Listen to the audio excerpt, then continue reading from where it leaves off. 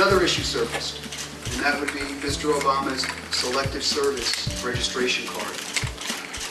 There have been months and months of debate over the Selective Service card. We got to take a look at the Selective Service card. And what you'll see on one of those diagrams there, you see a blow up of the Selective Service card.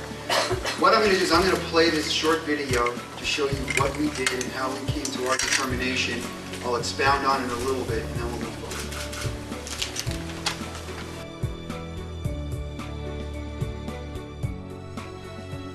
Was Barack Obama's Selective Service card really received by the post office on July 29, 1980? What exactly is the concern with Barack Obama's Selective Service registration? We reviewed multiple Selective Service registration cards. These are just 4 examples. Notice the date stamps on all 4 contain 4 digits for the year-decade marking.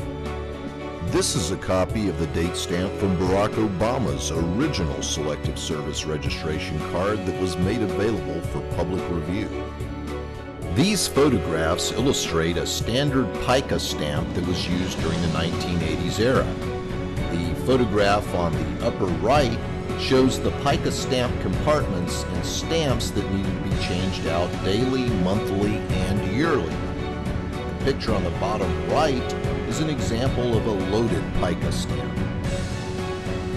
These 5 examples are the expected results from the pica stamp used by the United States Post Office. The 2 examples on the far left are from the same post office where Barack Obama supposedly turned in his Selective Service paperwork. Per the United States Post Office, it is policy to use a stamp that contains 4 digits for the year. The stamp below is Mr. Barack Obama's, and it contains only 2 digits for the year. Why?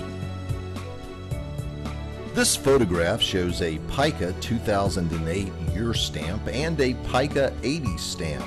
Since there are no 1980 pica year stamps available, the 2008 was cut between the 2 zeros and inverted.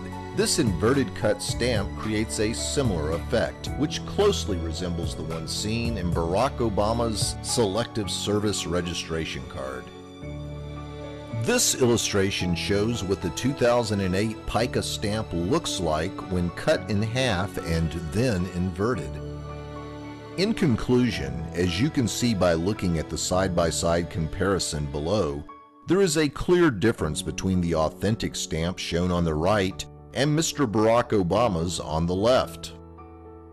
Look at the distance between the 0 and the innermost circle of the stamp. Look at the distance to the right of the 0 and beneath the 0. The reason the numbers 8 and 0 are out of position on Barack Obama's registration card is because when the numbers 08 were cut away from the year 2008, they were not cut squarely. Or perhaps put another way, the person who cut them cut too close to the 0. So when 08 was turned upside down to become 80 and put back into the pica stamp, it pushed too far to the right. In what is becoming a clear pattern for documents that are essential to the documentation of Obama's life narrative, the Selective Service card isn't just forged, it's poorly forged.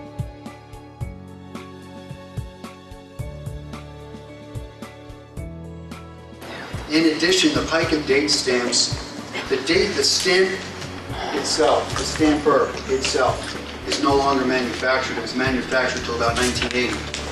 However, the inserts are still manufactured, but you can't go on the street and buy them. They come from postal supply houses.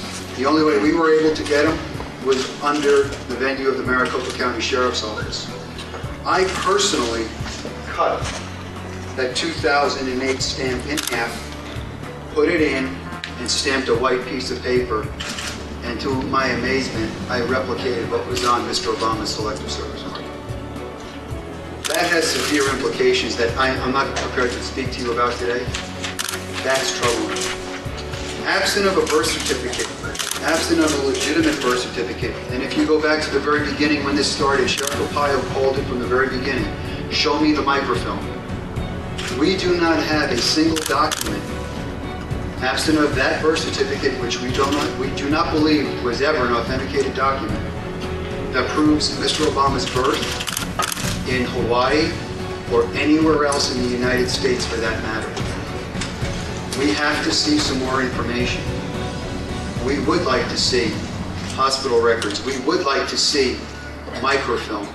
And let me emphasize, a single roll of microfilm or a single picture of microfilm is not going to be enough.